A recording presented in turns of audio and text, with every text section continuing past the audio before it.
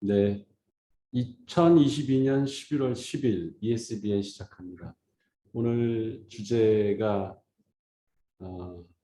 아주 어렵고 이 철학과 골프 청소부 끝편이라서 제대로 그러니까 맺어주는 결론을 아주 멋지게 내려주는 마지막 문장이 빛나는 그런 챕터죠.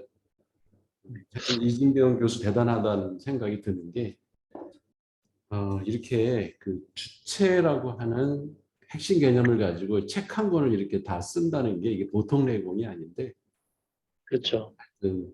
여러 사람들을 쫙 거쳐서 들레지까지 와서 아주 결론을 멋지게 내놓은 장이라서 가슴이 네? 막 떨려요, 나는 이 챕터를 네. 보면. 그러니까요. 근데 위원님 그 마지막 그 근대 철학의 경계들과 예. 요거는 한 번 더 하시는 건 어떨까요? 하면 좋죠. 시대적 지식의 배치와 노마니즘은 그 한 번 더 요거는 다음에 한 번 더 하고 예. 그때 이제 책거리를 하고 오늘은 이제 바로 책거리 전야제. 2부.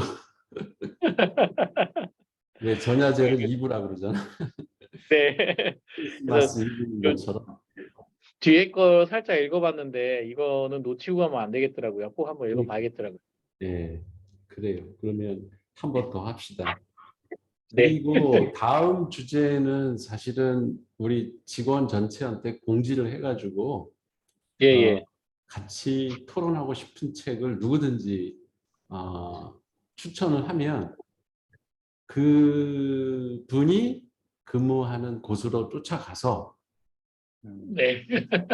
우리가 이동식 방송을 하는 방식으로, 그래서 블레이즈의 핵심 개념 중에 하나가 노마디즘이잖아요. 네, 그렇죠. 어느 한 곳에 머물지 않고 계속 떠날 준비를 하는 그 마음 자세. 그래서 ESBN도 이렇게 고정된 장소에서 하는 게 아니라 언제 어디서 할지 모른다. 그리고 궁금해하는 주제가 있는 곳으로 찾아가서 같이 토론한다. 이런 개념으로 ESBN도 노마디즘의 입장에서 한번 운영해 보는 것도 좋을 것 같아요. 좋습니다. 네. 찬성입니다. 네. 그래서 이 철학과 굴뚝 청소부는 한 번 더 하고, 네. 그러니까 이 프로그램을 시청하시는 분들도 한 번 더 기대를 할 수 있게 됐습니다. 그래서 네. 오늘은 2부 전야제로 이 하고, 전야제. 예, 이 사람은 진짜 멋있는 개념을 너무 많이 만든 사람이라서 그 그러니까요. 들레즈는 깊이 한번 우리가 파고들어 볼 만한 가치가 있는 현대 철학의 정말 대가라고 할 수 있는 분이죠. 네. 그동안 그 둘레즈를 얘기를 많이 듣긴 했는데, 그분이 얘기하시는 여러 가지 얘기들을, 단어들을 듣긴 했었지만, 그래도 요 짧은 챕터를 통해서, 정말 엑기스를 잘 설명해 주신 것 같아요. 그래서, 예, 진짜 이 들레즈의 핵심 철학은 한 번 더 좀 보고 싶다. 이런 예. 마음이 들더라고요. 한번 더구나 다른 코너를 통해서 우리가 왜 저걸 했잖아요. 그 신유물론 존재의 지도. 다른 모임에서 신유물론을 예, 다뤘기 때문에 거기에 핵심 개념은 그 기계라고 하는 것도 사실은 그렇죠. 들레즈에서 나온 책에서 나온 말이라서 네, 더 익숙하죠. 그 개념이. 그렇죠. 예, 그 영토라는 것도 대지라고 하는 표현하고 되게 맞물려 있었고, 그렇죠. 이게 그 탈영토와 이런 단어들을 모르는 상태에서 그 책을 봤다는 건 참 아쉽네요. 우리 민규 씨는 이 챕터 다 읽었죠? 네, 다 읽었습니다.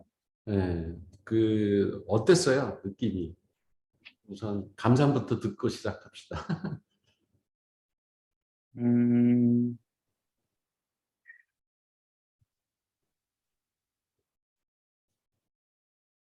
이게 개념들이 이렇게 와 닿던가요? 지금까지 읽었던 챕터 중에서 가장 와닿는 면이 많은 챕터였던 것 같아요. 오, 정해진 게 없고, 예, 그다음에 항상 새로운 면을 만나서 내가 새롭게 탄생하고 그게 음. 부정적인 전쟁이 아니라 긍정적인 전쟁으로 변하는 그런 이런 개념들이 저한테는 가장 와닿는 챕터였던 것 같습니다. 그런 개념들이 와닿는다고 할 정도면 민규 씨는 이미 현대 철학의 핵심에 와 있어요.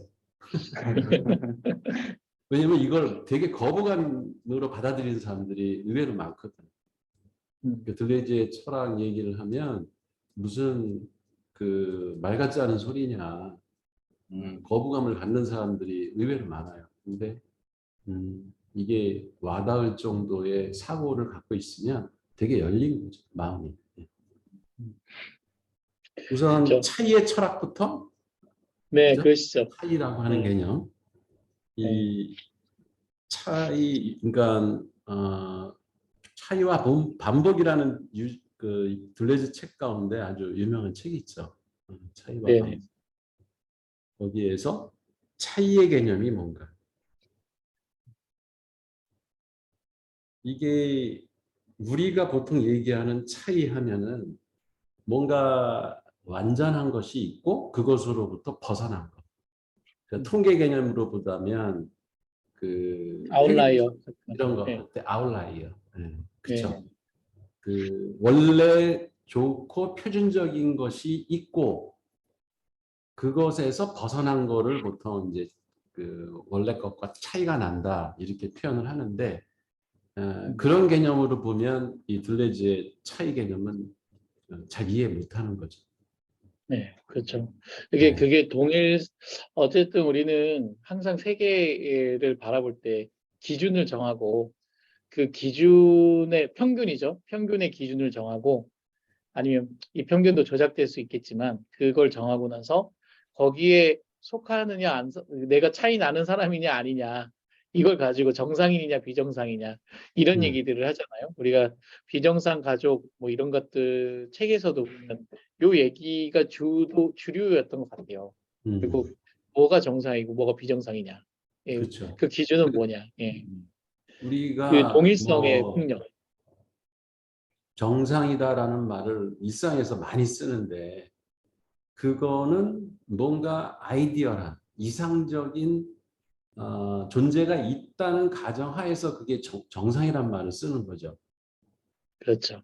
네. 근데 이제 들레즈는 그런 건 사실 플라톤이 만들어 놓은 하나의 그 이상적인 개념에 불과할 뿐이지 실제 하는 것은 그런 게 아니다. 네.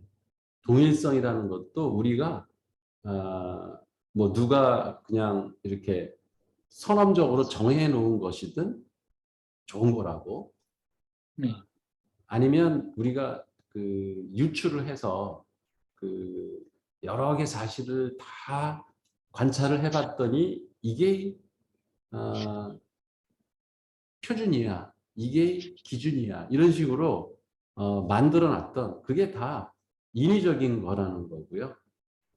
네, 그죠? 그래서 거기서 조금이라도 벗어나면은 비정상적인 거. 네, 그래서 비정상적인 거는 없어야 될 대상. 네, 그렇죠. 이런 식으로만 우리가 생각해 왔던 거를 완전히 전복시키는 거죠. 그 차이 네, 하나하나가 다 존재 가치가 있고 서로 다른 것. 예. 여기서 차이라는 거는 가장 우리말에 가깝게 해석하는 게 아마 서로 다를 뿐. 예. 네, 무엇과 다른, 그러니까 무엇 정상적인 거나 표준적인 것, 아, 그, 뭐, 뭐랄까요. 왜, 뭐죠? 그, 그 정상 분포에서 가운데 네, 중심값, 정규분포, 정규분포. 평균, 평균, 이런 네, 평균. 거에서 벗어나면은 다 안 좋은 거. 이렇게 네. 생각하는 사고 자체가 잘못된 거다. 근데 그 위원님 되게 우리가 그 데이터를 분석하는 데서도 상당히 오랜 기간 그 평균에 그 매몰돼서 계속 살아왔잖아요. 이게 그렇죠. 그 평균적으로 이런 사람, 뭐 보통 사람, 뭐 보통 사람, 아니면 중평균 중산층, 뭐 이런 어떤 언어로 행정편이나 아니면은 사회의 일관성을 유지하기 위해서 상당히 많은 폭력을 그것에 해당되지 않는 사람들에게 상당히 괴로운 폭력들을 행사했던 것 같아요. 그게 네. 통계 근데 그 관리 방법론이 정교하지 않기 때문에 그냥 가장 그 많이 이렇게 그 해당될 것 같은 데다 그냥 해버리는 거잖아요. 그렇죠? 네. 그 민규 씨는 학교 다닐 때 평균 이상이었어요? 평균 이하였어요? 너무 도발적인 질문인가? 어떤 포인트냐에 따라 다를 것 같은데. 학과에서. 학교 뭐, 성적. 네. 아, 성적이요? 네. 성적은 평균 이상이 있었던 것 같아요. 네. 네, 네. 당연히 그럴 것 같은데, 그러니까 이게 그 평균 이상인 성적을 받는 사람들은 자부심을 갖거나 자기 자신에 대해서 자존감 이게 강해요. 사회적으로 그렇게 만들어 놓은 거죠. 근데 그렇죠. 자기가 평균 이하라고 이제 취급을 받기 시작하면은 사람이 모멸감을 느끼고 자존감이 떨어져요. 그게 반복이 되면은 평생을 열등감 속에서 살 수가 있거든요. 이게 그 우리 선배 조상들이 만들어 놓은 잘못된 프레임이라는 거지. 이 들려진 생각이. 그 평균이라는 게 예를 들어 이상적인 사람입니다. 그러면 이제 평균 신장 이렇게 얘기하면 뭐 한국 남성들의 평균 신장은 171cm다. 그러면은 171cm가 넘는 사람은 나는 키가 평균보다 크니까 우월감을 가질 수가 있는데 문제는 예를 들어서 168cm 뭐 이런 사람들은 나는 평균보다도 못한 키, 사회적으로 열등한 사람 이런 식의 그 의식을 갖기가 쉽게 만들었다는 거죠. 그 평균이라고 하는 개념이 그렇게 폭력적으로 사람들에게 심리적 압박감도 주고 스트레스도 주고 자존감을 그렇죠. 떨어뜨리게 하는 문제가 있다는 거예요. 근데 그 평균이라는 건 사실은 존재하지 않는 거예요. 예를 그렇죠. 들어서 171.5cm다 평균 값이 남자 성인들의 그럼 171.5cm 되는 사람을 한번 실제 찾아보라 이거지. 우리 5천만 인구 중에 과연 그 사람이 몇 명이나 될까? 실제 이런 실험을 했대요. 미국에서 평균 여성이라는 개념을 가지고 실제 조사를 했대. 거기에 해당하는 미국 여성이 과연 얼마나 될까? 실제 이거는 일어났던 일이에요. 그 평균의 종말이라는 책에 그런 얘기가 나오는데 못 찾았대요. 결국. 네. 그런 사람은 그러니까 이게 없더라. 근데 평균이 보니까 대표적인 동일성 지표인 것 같아요. 그렇죠. 네. 예, 거기서 차이가 나면 이제 이상하게 보는 말이 나면 그동안 근데 그동안 우리가 이제 역사에서 다 측정하지 못하니까 모집단을 선정하고 모집단의 평균을 가지고 이 전체를 다 이제 그 판단하는 이런 어떤 폭력을 사실 근데 이 들레즈 이전에 계속 해왔던 거고 지금 현대에도 그런 게 아직도 그 자행되고 있지 않습니까? 그래서 그렇죠. 지금도 교육에서는 그 평균 개념으로 학생들을 뭐 네, 분반을 하고 위열반을 네, 나누고 그 다음에 평균 이상이 되면은 합격을 시키고 밑이 되면은 뭐 탈락을 네, 시키고 이런 일들 계속 지금 벌어지고 있죠. 우리 사회에서. 그러니까 여기서 빨리 벗어나야 되는데 아직도 근데 그 평균이란 개념이 생긴 게 200년도 안 된대요. 아, 이게 그래요? 산업 시대에 그 물품을 이렇게 그 불량률을 계산하기 위해서 생긴 처음의 개념이래요. 아, 네, 근데 우리는 이게 마치 원래부터 인류가 역사 초기부터 그 적용했던 개념인 것처럼 지금 착각하고 있다는 거죠. 그 그래서 표준을 만든 거네요. 그냥 네. 마음대로. 이게 군대에서 사람 뽑을 때도 평균 이하냐, 뭐 네, 얼마에서 벗어났느냐에 따라서 그 군대에다가 보내기도 하고 떨어뜨리기도 하고 이게 신체 사이즈뿐만 아니라 사람의 IQ, 뭐 네. 성적, 그리고 일반적인 외모 이런 모든 거에 평균이란 개념이 자꾸 들어가 가지고 폭력적으로 사람들을 갖다가 차별하고 네. 그 차이를 인정하는 게 아니라 그 차이를 가지고 상대를 찍어 폭력을 누르는 듯한 그런 역사가 자행되고 있다. 이런 얘기를 맹렬히 비판하는 거죠. 둘레즈는. 하죠. 이 동일성이라고 하는 게 그렇게 무서운 것 같아요. 그렇죠. 동일성이라는 게 그게 아이디어, 이데아잖아요. 이데아. 네, 맞아요. 예. 근데 사실 우리가 그 이데아, 동일성 비슷한 말이 또 이제 정체성이라는 말인데 나의 네, 정체성이 뭐냐라고 하는 것이 사실은 의미가 없는 얘기인 거죠. 이 들레즈의 입장에서. 나는 그렇죠. 수시로 기계처럼 누구와 접속하느냐에 따라 계속 나의 정체성은 바뀌는 거예요. 여기 이 책에도 그런 얘기가 나오죠. 집에서는 착한 아버지로서의 나. 음, 근데 내가 예를 들어서 그 교도관이다. 그 직업이. 그러면은 그 직업의 세계로 가면은 엄격하게 그 규율을 지키고 그걸 벗어나면 혼을 내는 나는 교도관으로 내가 바뀌는 거고 또 어디 미술 갤러리에 가면은 그냥 문화를 즐기는 하나의 평범한 시민으로 바뀌는 게 이게 나의 정체성이라는 건데 그걸 하나의 잣대로 이 사람은 그 어떤 사람이다라고 하나로 규정하는 것과 의미가 없다는 거죠. 음, 양태론이라고 합니다. 각각의 상황마다 틀려지는데 내가 그 하나로 정의한다는 게 맞아요. 그래서 그 차이를 얘기할 때 우리가 생각하는 차이는 원본이 있고 그것으로부터 벗어난 차이, 즉 유사하냐 아니냐 이거 가지고 차이를 구분한다는 거예요. 음, 그러니까 동물의 종을 분류할 때 어떤 종과 얼마나 닮아 있냐 아니 안 하냐 이거 가지고 그렇죠. 차이를 구분하는데 그런 그 유사성이라고 하는 거에 그 잘못된 그 편견 이런 걸 극복해서 새로 둘레즈가 제시하는 게 상사의 개념.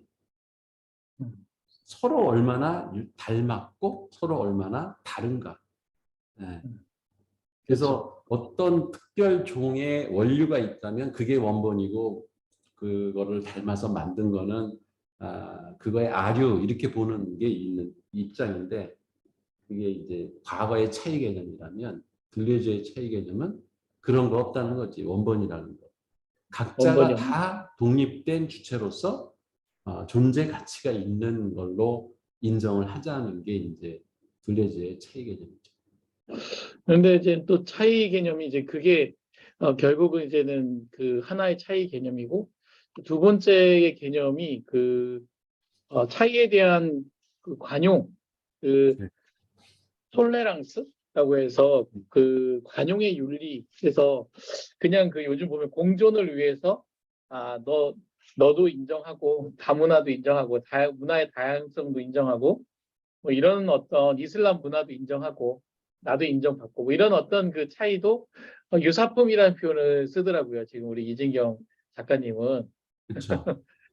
예. 맞아요. 근데 사실 이게 저는 이 문장 보면서 얘 비슷한 거 아닌가? 뭐 했는데 진짜 그 끝이 좀 달라가지고 이게 좀 다르구나 음, 다르구나 생각을 했죠. 결국은 이 관용을 하는 것 자체도 보면 그 아까 앞에는 폭력이라는 부정이 있잖아요. 결국 동일성을 맞추려고 하는 그렇지. 차이가 부정의 의미가 있단 말이에요. 근데 네. 이 관용도 차이의 관용도 결국 내가 너 인정할 테니까 너 나 인정해. 상호주의에 입각한 되게 뭐라고 해야 돼? 여기서는 이제 자유주의적인 태도에서 음, 이것도 상당히 이 부정적인 영역이 있다. 그냥 상호주의적으로 하는 거지. 이걸 뭐 그 정말 그 차이에 대한 것을 인정해주는 긍정적으로 인정해주는 그런 게 아니다라고 하는 얘기가 되게 인상 깊었습니다. 맞아요. 그러니까 우리가 그 왜 장애인들에 대한 인식에서 또 그런 문제가 나타나는데 장애인들이 그 예를 들어서 이제 버스에 이렇게 올라오고 그러면은 어, 이제 비장애인들은 정상인이 아니라 이제 정상인이란 말을 쓰면 안 되는 거예요. 예. 뭐가 정상인지가 개념이 모호한 거기 때문에 들레즈 예. 입장에서는 장애인 아니면은 비장애인인 거죠. 네. 이상인 그죠. 장애인들은 불편을 느낄 수가 있죠. 왜냐하면 버스가 빨리 떠나야 되는데 장애인의 휠체어를 이렇게 태우려고 하면 시간이 걸리고 그러니까. 근데 이제 이런 차이 개념이 명확하게 들어있지 않은 사람들은 그걸 불편으로 느끼면서 뭐야 이거 빨리 떠납시다 그러고 버스 운전사한테 막 소리 지르고 이런 그 무식한 예. 인간들이 있다는 거죠. 근데 그중에 또 어떤 사람은 아니 장애인이 힘든데 우리가 좀 참죠. 이게 이제 관용이잖아요.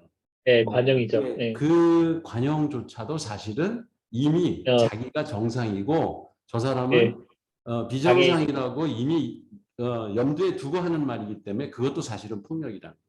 그렇죠. 나도 짜증은 나지만 우리가 네, 상황은 인정해 줘야죠. 뭐 이러는 어떤 그 네, 자기 내면에 있는 그 부정적인 의미가 있다는 거잖아요. 관용이 네. 있지만. 그러니까 이게 백인 우월주의가 지금 전 세계에 지금 다 퍼져 있잖아요. 네. 그러니까 유색인종, 뭐 멕시칸, 뭐 그런 타 인종에 대해서 백인들은 자기네들이 문명인이고 우수한 족이고 그 외의 그 종들은 다 자기네들이 보호해야 될 대상, 인정해야 될 대상 이런 식으로 생각하는 것도 사실은 폭력이라는 거죠. 그냥 각자 다를 뿐인데 그렇죠. 그거를 나는 우월한 종이고 저 사람들은 우리가 보호해야 되고 인정해줘야 되고 그 종 차이를 느끼지 않아야 될 그 측은지심에서 나오는 거라는 생각 자체가 예. 잘못됐다. 예, 맞아요. 네. 이런 거는 그러면 저는 그 철학 공부를 제대로 진짜 그 예, 어린아이들한테 해서 그 그렇죠. 다른 그 나라에서 온 사람들을 대할 때 측은지심에 불쌍한 사람의 눈으로 볼 게 아니라 그냥 같은 인간으로서 동일한 존재끼리 만난다 이렇게 생각을 해야 되는데 그렇죠. 이게 마치 그 저 다문화 가정 예. 아이들을 대하는 태도 이런 것들이 마치 나는 그 우수한 족의 저 사람들은 열등하지만 우리가 봐줘야 되는 대상으로 예. 이렇게 보는 것 자체가 참 그 그것도 후진적이고 원시적인 생각이다. 이런 얘기를 예, 하는 거죠. 그것도 글래즈가 얘기한 차이가 아니다라는 거잖아요. 그렇죠? 예. 그 그러면 차이하고 같이 나오는 개념이 또 반복이 있죠. 반복. 예. 그럼 들레즈가 얘기하는 차이는 뭐죠? 이걸 정의하고 가야 되지 않을까요? 그러니까 들레즈가 얘기하는 차이는 그 각자 다름, 있는 그대로의 그 뭐랄까요? 다름을 인정해주는. 예. 그러니까 여기서는 그 차이의 철학의 그 제일 중요한 거는 자기 자신 안에 차이를 만드는 것. 음, 자신을 스스로 차이화하는 것. 그러니까 이걸 외부에 보는 게 아니라 이 차이는 계속 내 내면에 있는 차이예요. 네, 그 차이를 자신 안에 만드는 것이라는 표현으로 들레즈가 표현을 하고 있어요. 차이를 계속 얘기할 때마다 앞에서 말했던 공통성에 대한 차이, 그리고 뒤에서 말하는 이제 인용, 관용, 인정과 관용에서의 차이들은 공통적으로 둘 다 어떤 기준을 두고 구분을 하려는 차이인 것 같고, 지금 그렇죠. 뒤에서 들레즈가 말하는 차이는 어차피 너도 매번 다르고 매 순간 시간 다르고 나도 매 순간 다른데 어떤 걸 기준으로 둘 거냐. 기준은 둘 수 없다라는 차이에서 나오는 것 같고 저는 이해를 했습니다. 그래서 그래서 그렇죠. 그 차이 개념을 보완해 주는 게 또 반복이라는 개념. 그렇죠. 네, 예, 반복이라는 게 똑같은 게 계속 되돌이하는 게 반복이 아니라 뭔가 새롭게 그 생성해내고 만들어내는데 그게 원래 것과 그러니까 자기 이전의 것과 그 다른 김규리님 반갑습니다. 어, 어. 야, 이거. 안녕하세요. 이거 야, 이거 진짜 반갑습니다. 처음이네. 우리 다음 주에 이거 한 번 더 할 건데 그때 저 책거리 할 때 같이 회식합시다. 그 사무실이에요? 네, 마이크 일단 벗어도 괜찮아요. 혼자 계실 때는. 아니 사무실인 것 같아. 핸드폰으로. 아, 자, 다른 이게 사람 저기 예, 방해될까 봐. 예, 그런 것 같아요. 자, 우리 근데 교수님 차이를 얘기할 때 하나 더 얘기하고 가야 될 게 있어요. 아직 반복 들어가기 전에. 그 제가 이 표현 중에 되게 재밌었던 건 407페이지에 보면 들레즈에게 차이는 긍정한다는 것, 차이를 긍정한다는 것은 다른 사람, 다른 문화의 차이를 인정하거나 그것을 보존하는 게 아니라 1차적으로 나 자신에 대해 차이를 만드는 것. 그래서 이 메이크라는 표현을 썼잖아요. 메이크. 네. 이게 되게 저는 확 와닿더라고요. 메이크. 그러니까 그냥 차이 그 자체는 상황 상태가 아니라 운동인 거예요. 계속 움직이는. 그렇지. 예, 변이하는 과정. 네. 네, 네. 그게 차이다라고 해서 계속 뒤에 또 생성도 나오고 계속 킵이 아니다라는 얘기가 되게 저는 좋았습니다. 근데 그거 읽으면서 생각나는 거 없어요? 당연히 있죠. 뭐예요? 그 모델링의 그러니까. 모델링의 그 본능 인간의 그 모델링 본능이 생각나죠. 생각나죠. 그러니까 그게 모델링이라는 것 자체가 여기서 차이를 만들어내는 반복 행위다.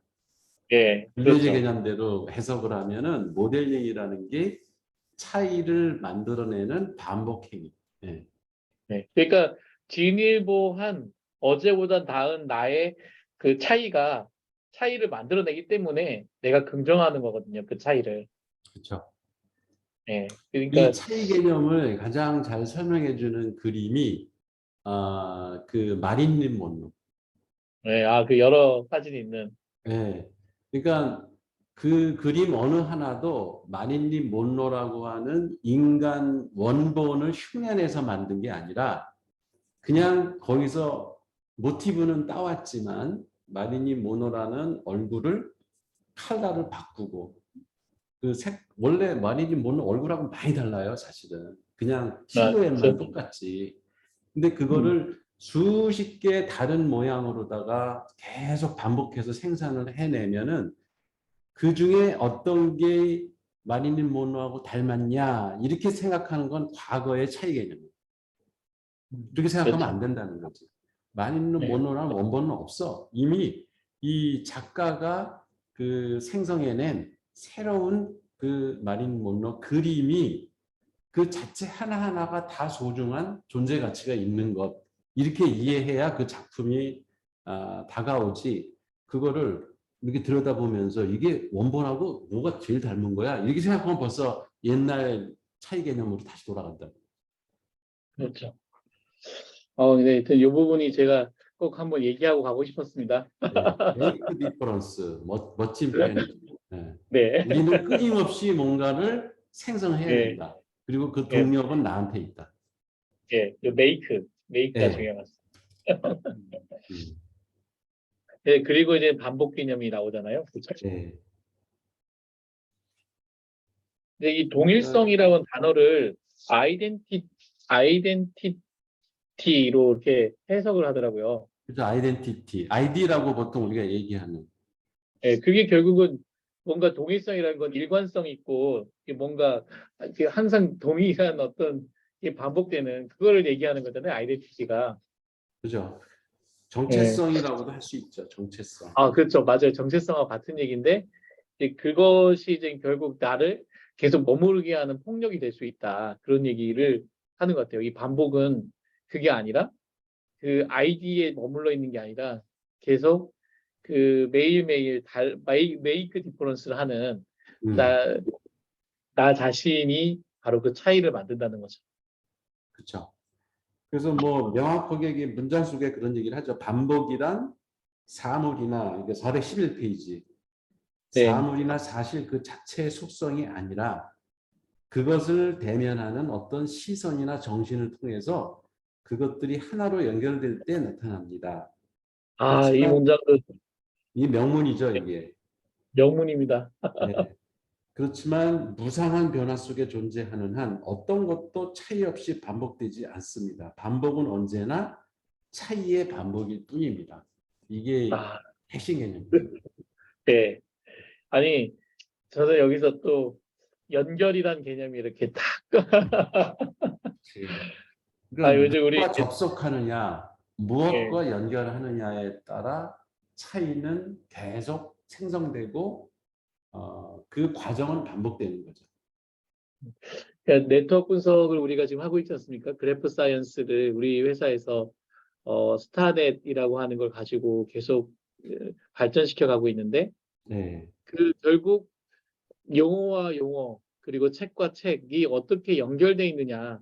그것도 뭐 그 안에 사람이 될 수도 있겠지만, 그러면서 그 연결이 새로운 의미를 만들고 그 차이를 만든다는 게 되게 좀 벅찼습니다. 이게 되게 잘 하고 있는 거구나. 지금 음, 현대적인 접근이구나. 그러니까 지금까지의 그 정보의 검색은 상당히 정적이거든요. 그냥 네, 유사한 것을 찾아서 보여주는 거였지만 그 개의 구조나 연결 관계를 표현해 주진 않거든요. 그냥 원래 갖고 있었던 속성을 검색하는 거거든요. 음, 근데 지금 우리가 만든 데이터로 새로운 연결 관계를 찾는 거, 새로운 무언가에서 디스커버리를 해 가는 거, 이거는 상당히 현대 사람들에게 이렇게 딱 그 와닿을 수 있는 그런 접근이겠다라는 생각이 확 들더라고요. 그러니까 이 그 차이와 반복 개념을 우리 정보 시스템에서 적용을 하면 시스템은 내가 예를 들어서 구글로 예를 들어서 검색을 네, 한단 말이에요. 그러면 이제 결과가 쫙 나올 거 아니야. 그 검색 네, 결과가. 이게 어제 하나 오늘 하나 똑같으면 이거는 네, 좋은 검색 엔진이 아닌 거예요. 그렇죠. 네. 시시각각으로 내가 검색할 때마다 결과가 계속 바뀌는. 음, 왜냐하면 내가 한 번 더 검색한 것도 하나의 그 검색 그 횟수가 추가가 되기 때문에 그게 그렇죠. 반영된 새로운 그 네트워크 분석 결과가 나오는 게 그게 이제 앞으로 지향해야 될 시스템인 거죠. 그러니까 내가 찾고 싶은 책을 검색을 했는데 그게 이틀 후에도 해보니까 똑같은 결과가 나왔다. 그러면 그거는 아, 이미 동질성의 어떤 틀에 갇혀 있는 검색 네, 결과다. 갇혀 있는. 음, 네. 또 바뀌어야 되는 거거든. 계속 다이내믹하게 그 검색 결과가 계속 달라지는 그게 이제 앞으로 미래의 검색 엔진이 갖춰야 될 하나의 현대적 그 개념의 검색 엔진이 될 것이다. 결국은 새로운 정보가 들어왔을 때 그 정보의 그 구조 안에서의 위치 값들이 새롭게 다시 조정되는, 그렇죠. 재배치되는 이런 네. 것들이 끊임없이 계속 발생하고 또 이탈했을 때도 또 그것이 다시 재조정되는 이런 것들이 자연스럽게 되면서 살아있는 유기체처럼 움직이는 그런 검색 엔진이 돼야 된다는 거잖아요. 그렇죠? 네, 맞아요. 그러니까 어느 맞아요. 동질성에 갇혀 있어서 그게 가장 좋은 거야. 이런 식의 생각을 하면 안 된다는 그런 것 같아요. 거예요. 그 어느 정도 고정을 해서 검색하는 사람들도 있긴 있을 것 같아요. 나는 어떤 시점을, 그거는 정적인 어떤 스냅샷이 될 수는, 스냅샷의 검색 기능을 제공할 수는 있지만, 실시간으로 내가 검색하는 거는 그 리얼한 어떤 연결 관계들이 계속 변하는 가운데 계속 차이들이 보이게 그렇게 검색이 돼야 되는 건 맞는 것 같습니다. 네. 이게 재밌네요. 주제가 하도 많아서 또 그 차이와 반복 개념에 대해서 우리 민규 씨 더 언급할 이야기 있나요? 어, 지금 차이 반복에 대해서는 없는 것 같습니다. 그리고 네. 이제 저는 우리가 추구했던 413페이지에 우리가 추구했던 어떤 목표가 철학은 불변의 실체를 우리가 추구를 했고 음, 종교는 영원한 피안을 추구했고 그리고 과학은 항상적인 법칙을 찾아내는 것을 목표로 했잖아요, 계속. 예, 예. 이게 이제 결국은 동일성을 그 목표로 한 계속적인 노력을 인간들은 한다는 거죠. 그렇죠. 하지만 달성될 수 없는 그 맞아요. 부분이 그 계속 반복을 통해서 차이가 계속 발생하는 건데 그게 뭔가 고정될 수 있다라고 생각하는 거가 예, 우리 과거의 그 목표였다라는 걸 좀 또 한번 보게 됐습니다. 그죠. 과학에서 그 실험하는 게 그 변이, 다른 것, 변동성 이런 거를 제거하려고 변수들을 네, 막 이렇게 통제를 하고 실험실에서 그 그렇죠. 이외의 네, 변수들을 이렇게 간섭하지 않게 자꾸 제껴놓고 어떤 특정 원인과 결과 간의 인과관계를 찾으려고 수십 번 이렇게 실험을 반복하고 하는 것도 사실은 동일성, 이 네, 그걸 일致성 찾으려고 이런 하는 거죠. 거를 찾아가는 그런 행위인 거죠. 예, 근데 되게 여기서 재미난 그 제가 414페이지에서 담배가 어떤 신체와 만나는가 이게 음, 되게 중요한 건데 담배가 어떤 신체와 만나는가가 그게 폐암이 걸리냐 안 걸리냐의 문제인데 우리는 그거 상관없이 그 모든 것이 그 통하는 법칙. 아, 이 사람은 담배 많이 피니까 무조건 폐암 걸려. 이렇게 얘기한다는 거죠. 네. 일상에서.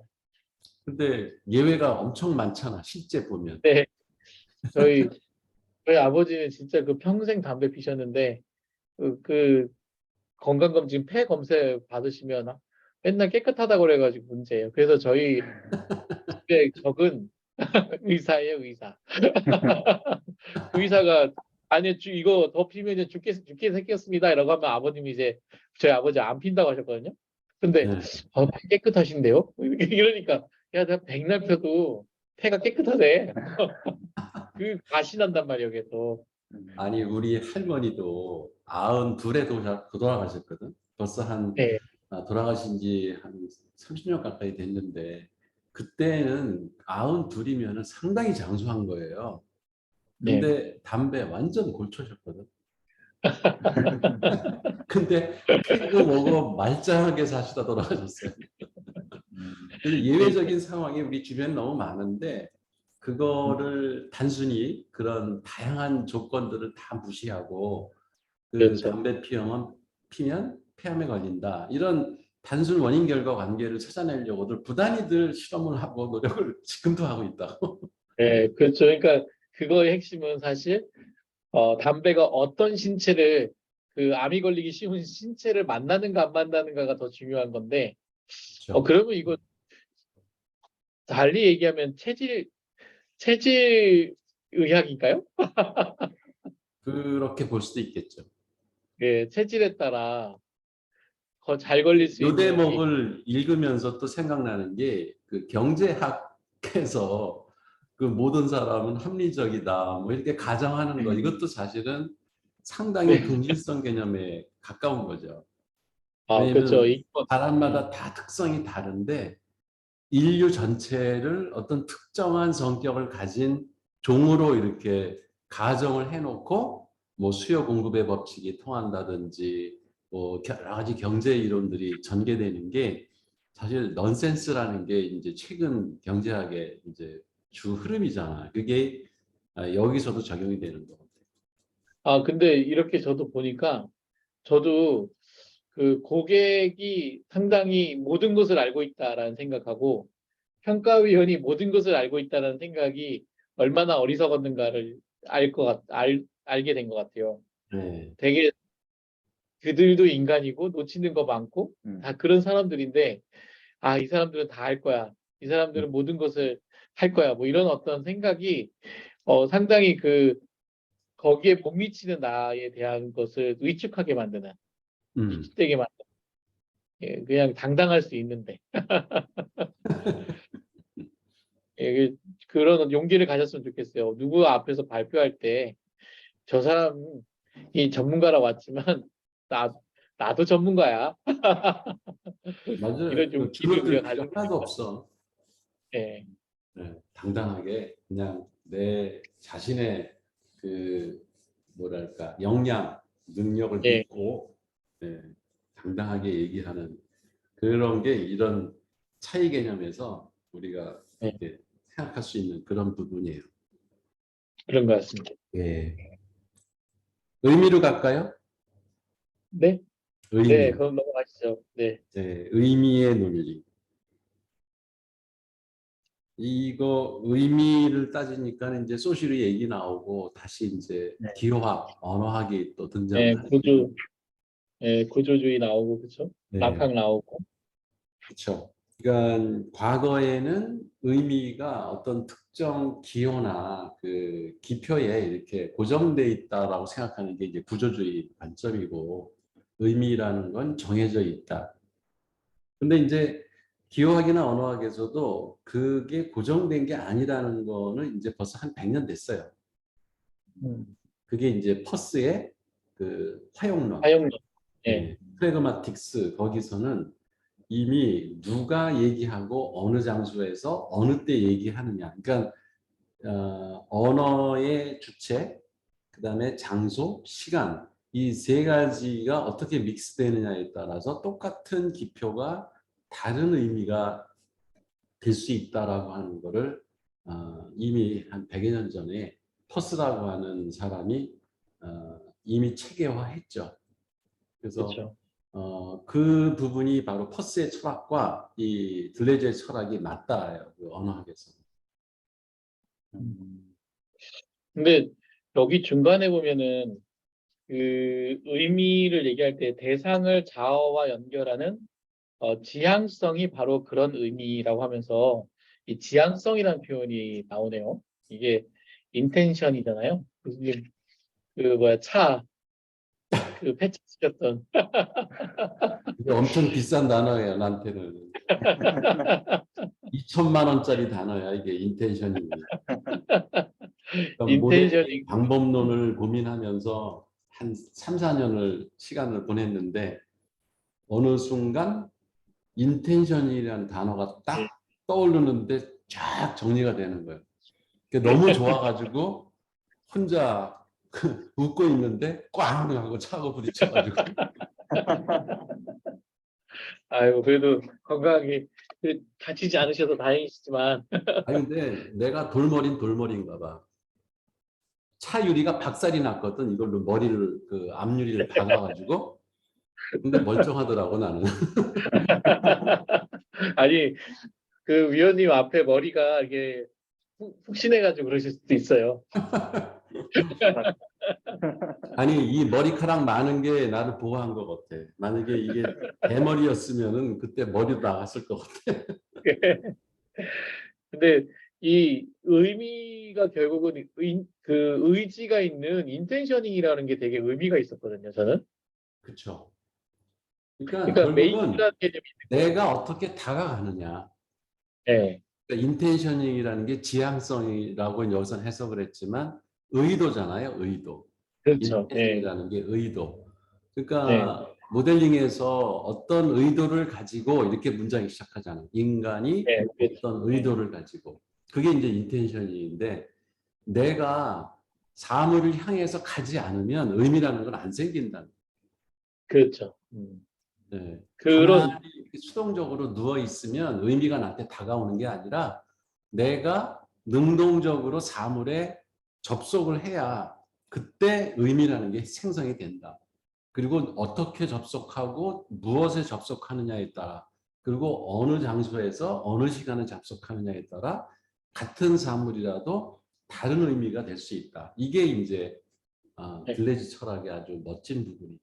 네, 멋진 표현이죠. 그러니까 자아가 대상과 연결하는 음, 지향성, 인텐셔닝이 있을 때 그 인텐셔닝이 의미를 만든다는 거잖아요. 그렇죠? 맞아요. 네, 그러니까 정보 시스템을 분석 설계하고 개발하는 사람이 상당히 중요한 이게 포인트거든요. 그렇죠. 그러니까 똑같은 그 조직 회사에 가서 누가 거기 접속하느냐에 따라 전혀 다른 의미로 그 정보 시스템 개발의 그러니까 논리들이 달리 보일 수가 있기 때문에 그렇죠. 누가 개발자냐, 누가 분석자냐에 따라서 똑같은 조직을 놓고 전혀 다른 시스템이 나올 수 있다라고 하는 거를 여기 그 의미의 이저 들레즈의 의미 이론에서 우리가 얻을 수 있는 아주 핵심 포인트거든요, 이게.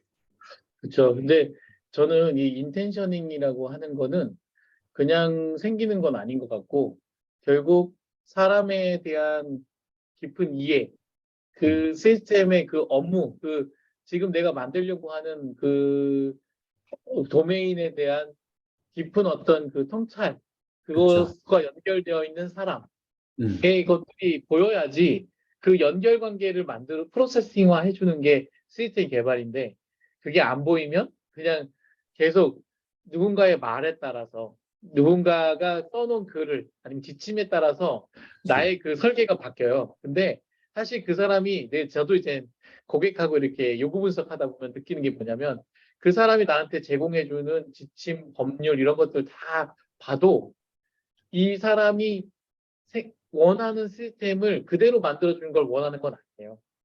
맞아요. 이 사람은 그 속에 숨어 있는 자기가 불편해하는 그 말하지 않는 그 사실이 하나 있는 거죠. 그게 인텐셔닝인데 그걸 그 사람하고 접속해서 찾아야 되는 거예요. 사실 지침이니 규정이니 프로세스니 이런 것들은 그대로 만들어주면 나중에 뭐라고 하냐면 아 일만 늘었네. 음, 일만 늘었네 그러지. 내 문제를 해결해 주지 않았어. 내 문제는 이 프로세스가 문제가 아니고 여기서 좋은 게 선별돼서 내가 선택이 좀 편하게 해줬으면 좋겠다. 아니면 실수를 좀 줄여줬으면 좋겠다. 이건데 아 그냥 프로세스 흘러가는 거고 상태 관리하는 거면 아 짜증나. 그냥 옛날에는 그냥 그 흘러갔다고 치고 여기서부터 시작해야 되는데 이런 것들이 생기는 거예요.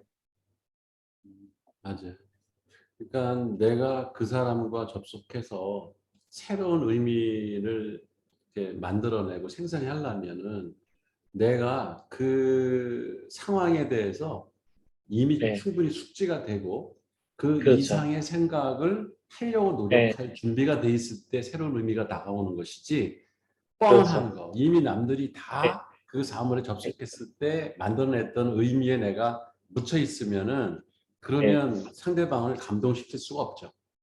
네, 그건 이제 안 되는 거죠. 그 이상의 당신이 이게 불편하시잖아요. 그 요건 좀 줄이고 이 부분은 좀 강조합시다라고 이렇게 조정할 수가 있거든요. 근데 그게 명작이 돼요. 그러니까 우리가 사건을 만들어야 돼요. 네, 그렇죠. 네, 여기 418페이지에 보면은 하나의 사물이 이웃함과 접속하면서 어떤 의미를 갖게 될 때 그것을 사건화 된다고 하는데 그 또 사건이란 이 개념이 철학자마다 다 조금씩 달라요. 그런데 이 들레즈한테는 새로운 의미를 만들어내는 과정 그리고 그 결과 그게 하나의 사건화 네, 비커밍이죠. 뭐가 되어가는 과정. 그래서 사건을 만들어내는 게 어찌 보면은 새로운 의미를 부여하는 거죠. 사물에다. 그렇죠. 네, 음, 그렇죠. 근데 여기 계열이란 표현이 시리즈예요, 그렇죠, 위원님? 시리즈. 그러니까 이게 시리즈. 일련의 행동들의 엮임 이런 거죠. 그러니까 음, 과정이기 때문에 프로세스의 개념이라서 네, 그 의미를 어느 시점에 그냥 딱 의미가 이렇게 생기는 게 아니라 하나의 생성 과정이라는 의미지. 그래서 그러려면은 여러 개의 행위들이 이렇게 쭉 이어서 일어날 때 그걸 사건화라고 하고 그 과정에서 의미가 생성이 되는 거죠. 그래서 그걸 음. 시리즈, 계열이라고 합니다. 그 우리가 드라마 시리즈로 보는 거하고 그것도 뭐 유사한 개념이라고 볼 수 있을 것 같아요. 그러니까 그 작가의 입장에서는 그 네, 스토리 전체를 하나의 사건이라고 한다면 그렇죠. 여러 개의 그 웹툰도 왜 여러 개의 화가 반복돼서 그 네, 생성이 되면서 전체 스토리를 끌고 만들어 나가잖아요. 그렇죠. 그거하고 뭐 직결되지는 않아도 상당히 유사한 개념이라고 할 수 있죠. 그것도 이 시리즈. 시리 이 시리즈라는 단어가 가지고 있는 게 상당히 어 그 사건과 한 목적 되어진다라는 표현이 되게 나는 요 의미에서 되게 재밌었어요. 음, 그러니까 이벤트를 시리즈가 표현을 해주는데 이 시리즈가 또 스토리텔링이 되는 거잖아요. 자기가 거기에 있는 그렇죠. 무언가를 그 사물들을 가지고 그 시리즈를 엮는 거잖아요. 맞아요. 그 계열화라는 표현은 너무 말이 어렵더라고요. 계열화가. 한글로 그 번역을 하면은 영어가 더 어려워지는 경우가 꽤 있어요. 네, 차라리 네, 시리즈는 우리한테 머리가 금방 쫙 들어오잖아. 네, 그렇죠. 그죠? 근데 계열화는 뭔가 이게 계통화인가, 무슨 뭐 네, 위계 질서를 잡는 건가, 네, 구조를 만들어 나가는 건가, 온갖 생각이 다 떠오르는데, 그냥 네, 시리즈라고 하면 우리한테 익숙한 단어라서 오히려 일련의 네, 행동들의 연속. 네, 그렇죠. 예, 그렇게 이해하는 게 더 쉽죠. 예.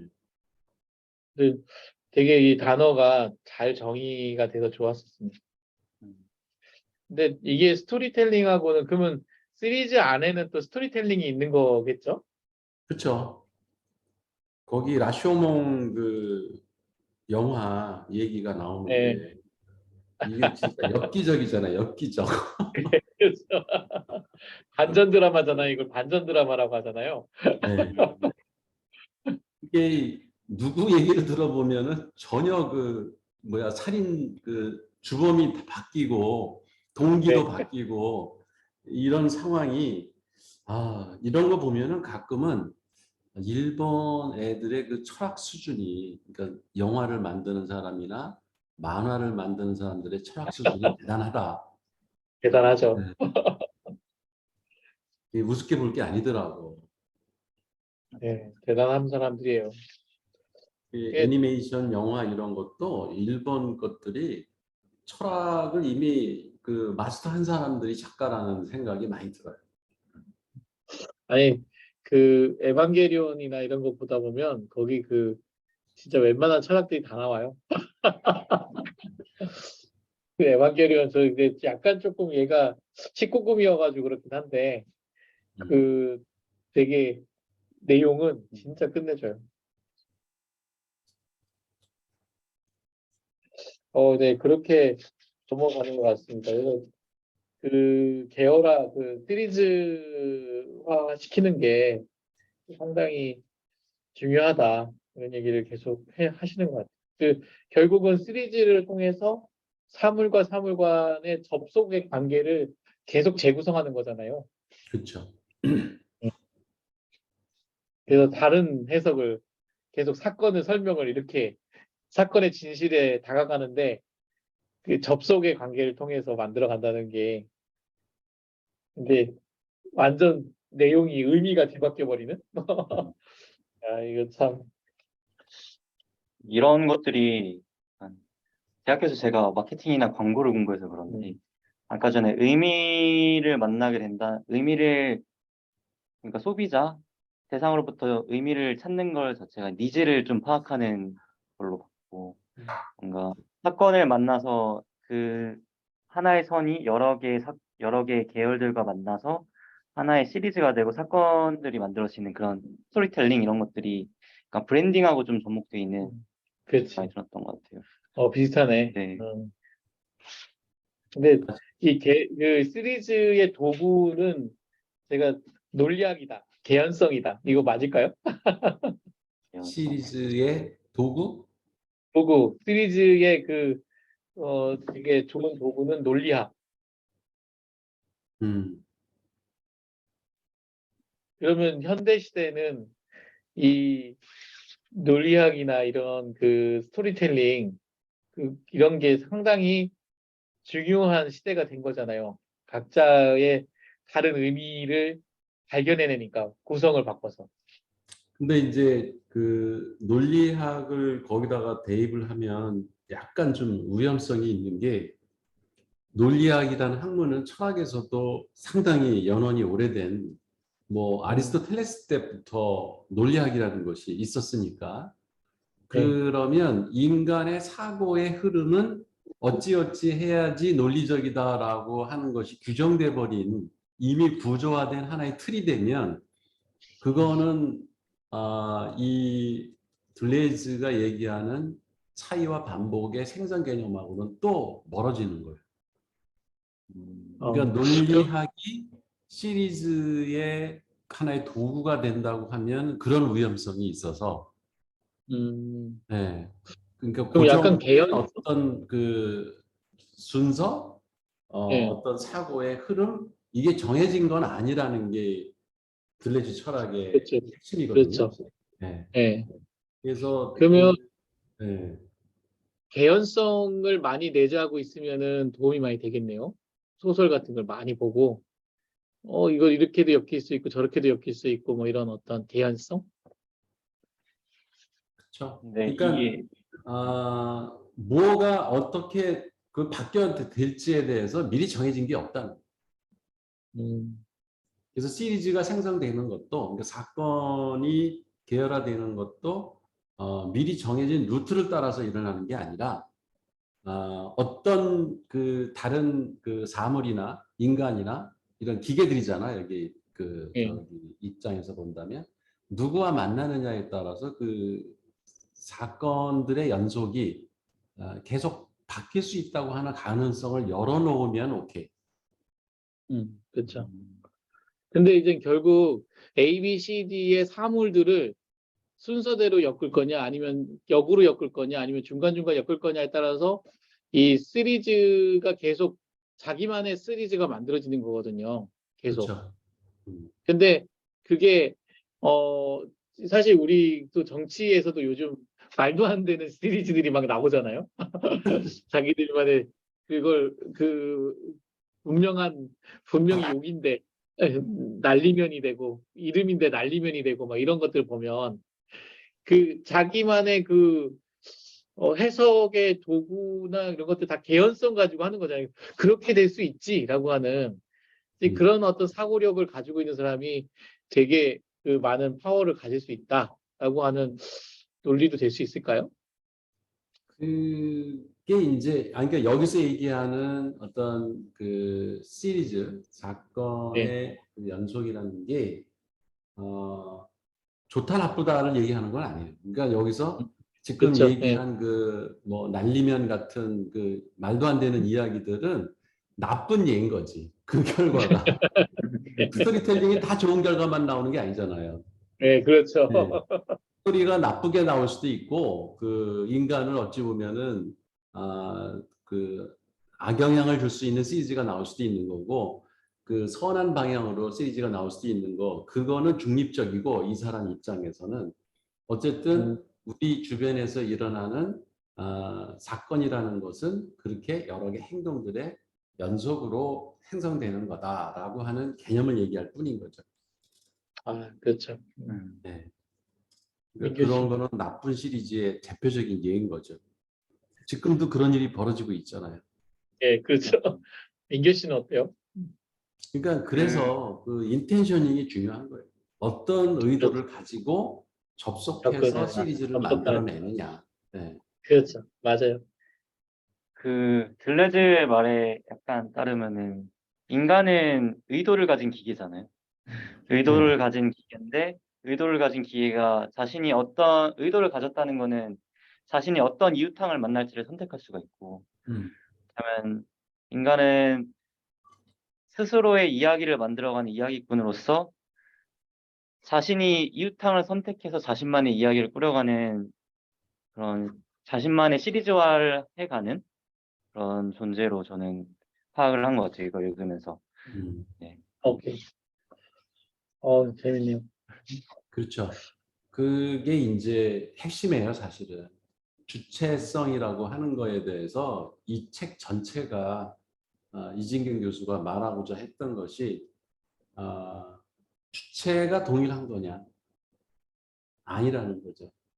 그러니까 내가 주체가 돼서 인텐션을 가지고 어떤 사물에 접속해서 나의 사건을 만들어내고 거기서 의미를 찾고 그 과정이 그때는 내가 주체로서 역할을 하잖아. 어쨌든 말을 하는 자, 의미를 만들어내는 자, 뭔가 모델을 생성하는 자, 그때는 주체 역할을 하죠.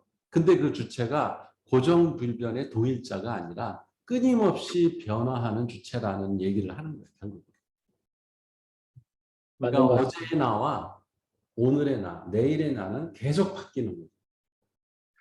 뭔가 이전에 계속 인간의 주체에 대한 의문을 계속 얘기했다면은 들레즈 오면서 인간의 의도가 그래도 있다라고 희망을 준 것 같아서 저는 되게 재미있게 읽었던 것 같아요. 그 이게 한 인간이 칼에 정리를 한 거거든. 네, 그러니까 주체는 변한다. 계속 변한다. 그러면 이게 도대체 중심이 뭐냐? 네, 그리고 마치 변한다고 하는 게 네, 내가 그러니까 중심 역할을 못하고 주변의 것들에 의해서 계속 끌려다니는 나. 이렇게 생각하기 쉬운데 그거는 네, 아니라는 거죠.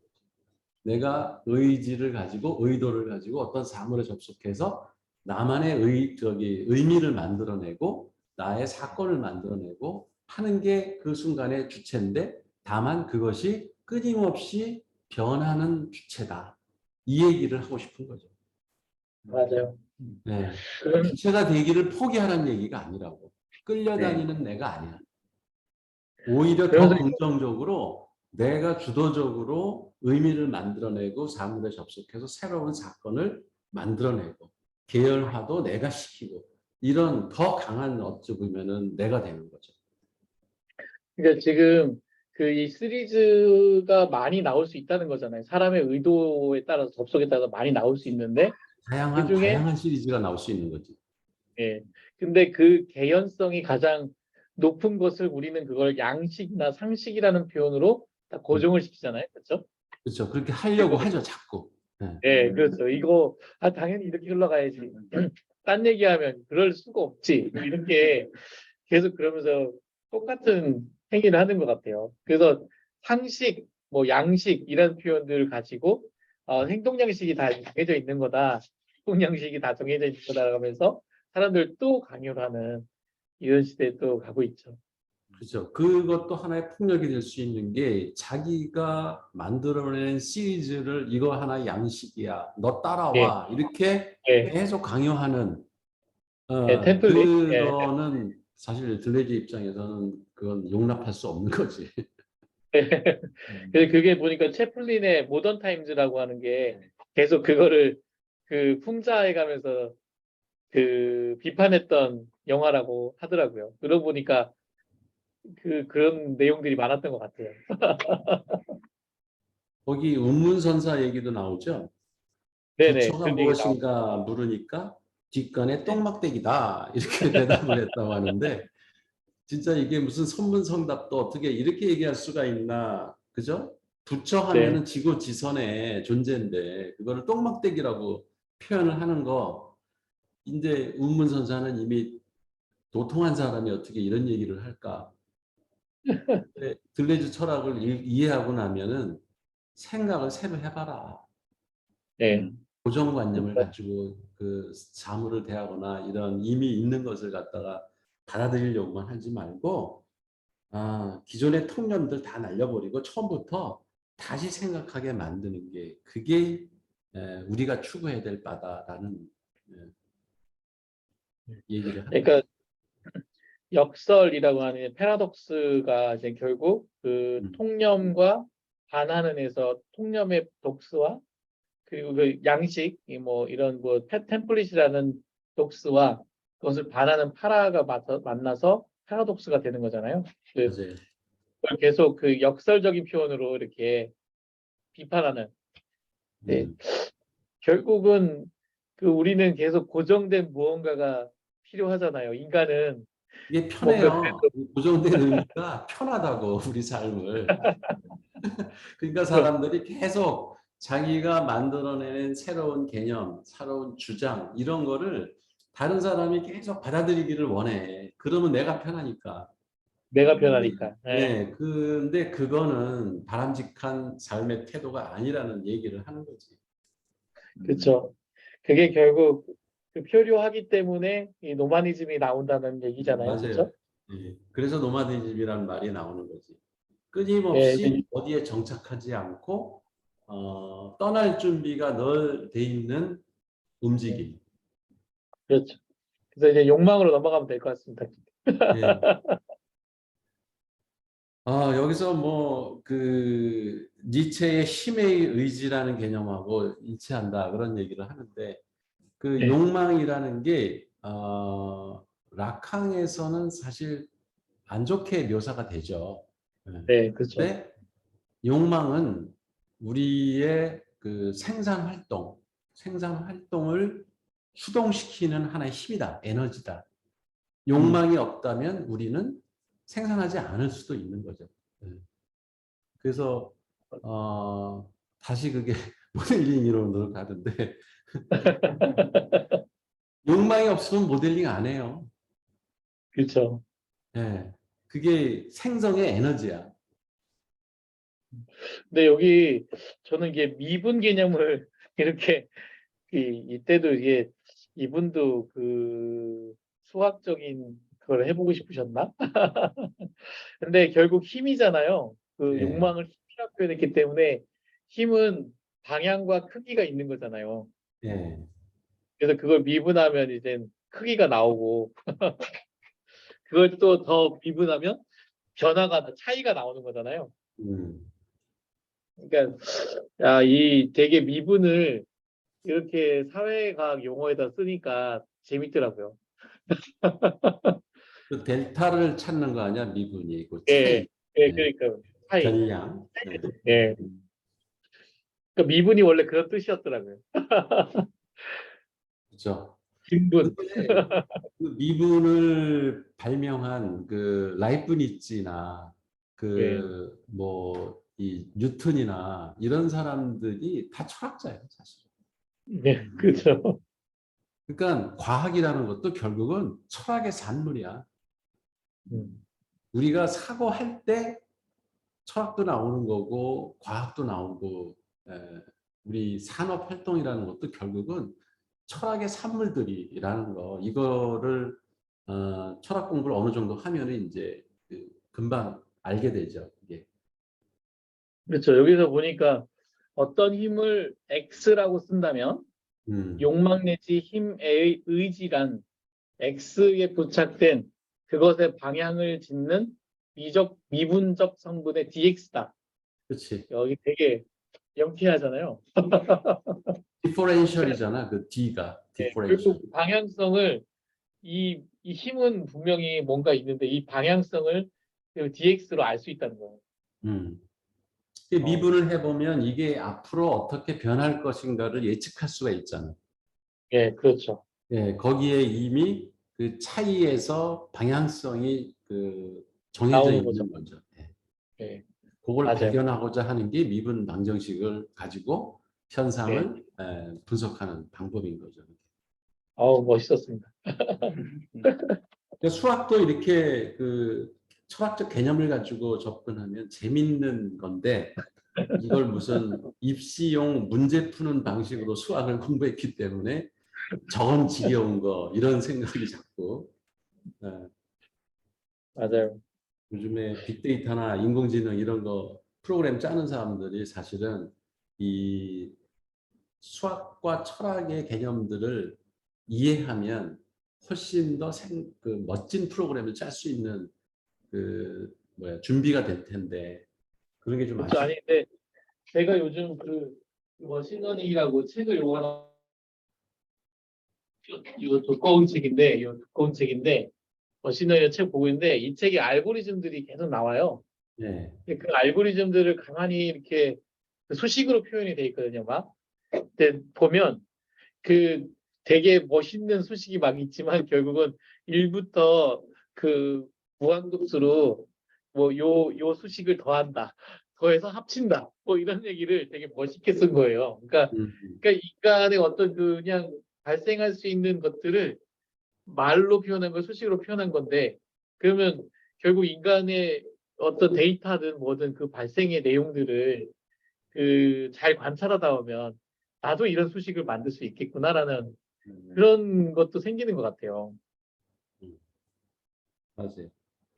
네, 그 항상 열어놓고 아니 생각해 보면은 프로그래밍 언어라는 게 알고리즘이고 뭐고 이게 다 사람 머리에서 나온 거잖아요. 그래도 논리죠 그냥 네, 그게 이 뿌리가 뭐겠어? 사고야, 사고. 어떻게 네. 사고하느냐에 따라 그거를 표현 방식이 이게 철학에서는 말로 하는 거고 수학에서는 수식으로 하고 프로그래밍에서는 알고리즘으로 표현하는 것뿐 그것만 차이가 있지 사실은 다 그거는 똑같다. 이게 소스가 한 군데서 다 이 머리에서 나온다는 거죠. 사고에서. 그렇죠. 결국은 그 더하기 사칙연산하고 이프문하고 또 그 반복문 요 몇 가지의 논리만 갖고 지금 만든 게 사실은 알고리즘이고 프로그래밍이고 모두 세 개예요. 음, 맞아요. 더하고 곱하고 나누고 거기에 재료만 이제 무리수, 유리수, 정수 뭐 네. 이런 것만 생기는 거지. 허수 이런 게. 그렇지. 그렇지 않나요? 그러니까 인간의 상상력을 그러니까 현실 세계에서 우리가 볼 수 있는 것 중에서 수식으로 표현이 되는데 어떤 거는 우리 머릿속에서 개념적으로는 떠오르는데 이걸 현재 수식으로는 표현할 수 없으면 새로운 수학 개념이 탄생합니다. 네, 그렇죠. 그런 게 이제 점, 네, 허수, 네, 그다음에 무한소수 이런 것들이 다 그 현실 세계에서 그 당시 그러니까 그런 개념이 생기기 이전에 수학식이라는 언어로다가 표현해서 도저히 표현할 수 없었던 영역들을 이 수학자들이 머릿속에서 계속 상상을 하면서 이거 어떻게 표현하지 그러다가 새로운 개념을 만들어내면 그 사람이 필드상을 받고 노벨상을 받고 이러는 거죠.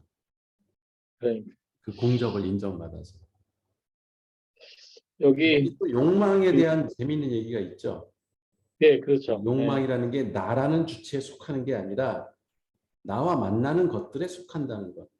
정확히 네, 맞아요. 말하면 나와 그것들이 관계에 속한다는 사실이다. 그러니까 욕망이라는 게 고정불변의 나의 주체의 성질이 아니라는 거지. 그렇죠. 내가 뭐를 만나냐에 따라, 그렇죠? 그지 지금 옆에 누가 맥주 갖다 놓으면은 내 없던 욕망에서 맥주 마시고 싶은 욕망이 생기는 거거든. 그렇잖아. 그렇죠. 어떤 사물과 접속하느냐에 따라 욕망이라는 건 거기에 속해 있는 거지 내가 원래부터 갖고 있었던 게 아니라는 거죠. 그렇게 얘기하면 정말 그 우리가 많은 경험을 해보고 이렇게 그 저기 뭐지 누구지 아 노장가 누구 그 어머니가 맹모삼천 맹모삼천, 맹모삼천 맹자, 인마. 네 그것처럼 자기가 공부할 곳에 가 있어야지 네. 그곳에서 이 새로운 연결관계 가져야지 그게 될 수 있다는 거잖아요. 그걸 할 수 있고. 아니 여기 증거가 여기 앉아 있잖아 우리 민규 씨. 맞습니다. 회사에 갔으면 이런 얘기 안 하잖아. 어? 유클리드에서 네. 왔으니까 이런 깊은 네. 철학하고 지금 대면하고 네. 있고, 예. 그리고 새로운 욕망이 또 생겼을 거야. 맞아요. 맞아요. 책 읽으면서 이것저것 다른 것들 공부하고 싶었던 것들이라든가 아니면 어떻게 구현해보고 싶은 것들이라든가 뭘 더 새롭게 파악해보고 싶은 것들이라든가 이런 공부를 함으로써 새로운 욕망들이 계속 나오고 있는 것 글쎄, 맞아요. 같아요. 네.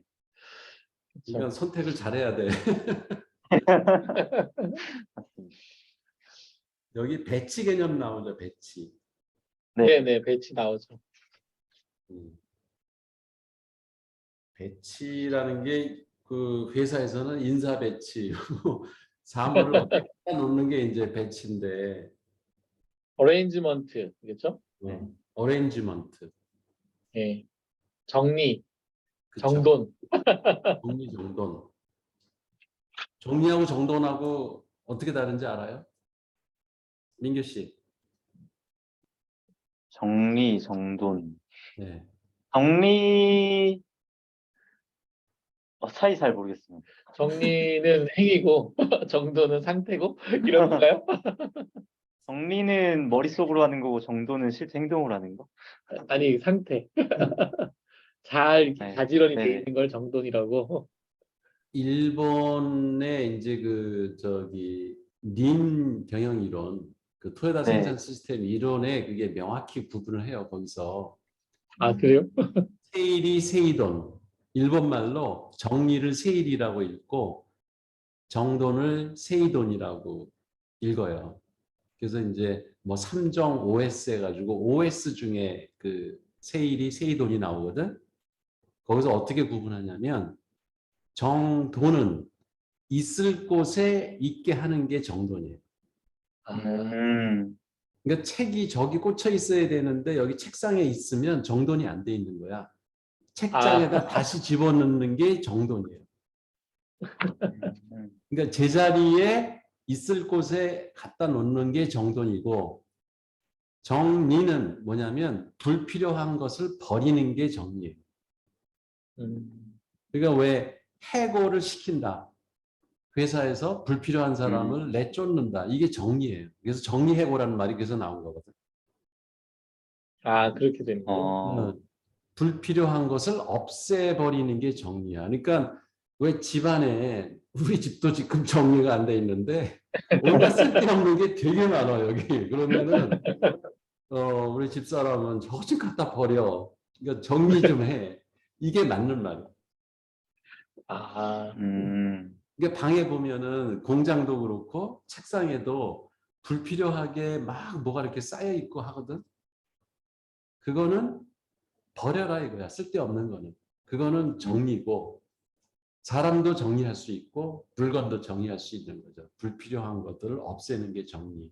내 정도는 자리에 갖다 놓는 거예요. 그러니까 인사 배치를 정돈을 한다는 의미로 한다면 있을 곳에 그 사람이 있어야 돼. 그 사람이 능력도 있고 역량도 있고 그 일을 하고 싶은 욕망도 있으면 그 자리에 앉혀놔야 이 사람이 성과를 낸다는 거예요. 그러면 지금 여기서 어레인지먼트는 어떤 의미일까요? 여기서 이제 배치는 그 사물들의 계열화를 통해서 어떤 관계를 표시할 때, 그러니까 있어야 될 곳, 거기에 가서 있어야 된다 이런 의미죠. 아, 그럼 정돈의 정돈의 의미네요. 네, 정돈에 가깝죠. 배치라는 게.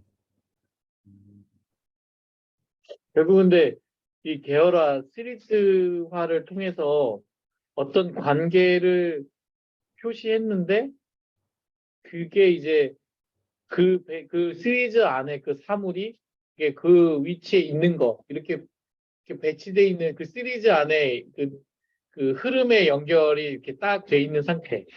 네, 그 상태를 배치라고 부르는 거잖아요. 그렇죠? 그렇죠. 그럼 시리즈의 내부 단계네요. 배치는. 그치. 어느 특정, 그러니까 시리즈라는 거는 일련의 행동이기 때문에 네. 그 네. 중에 이렇게 딱 자르면 어느 한 시점에서 내가 어디에 위치해 있다가 정해지죠. 네, 그렇죠. 그게 배치인 거지. 음. 네. 근데 이제 배치, 욕망은 언제나 배치로서 존재하고, 거꾸로 배치는 언제나 욕망의 배치라고 말한다라는 거가, 그래서 어떤 장소든 그게 시간이든 어디에 이렇게 갖다 놓았을 때 거기에 음, 새로운 영토가 형성이 되잖아요. 네, 그렇죠. 그래서 배치를 하면은 욕망을 어디다 이렇게 배치를 하면은 거기에 새로운 영토가 생기죠. 이게 영토화지 그게.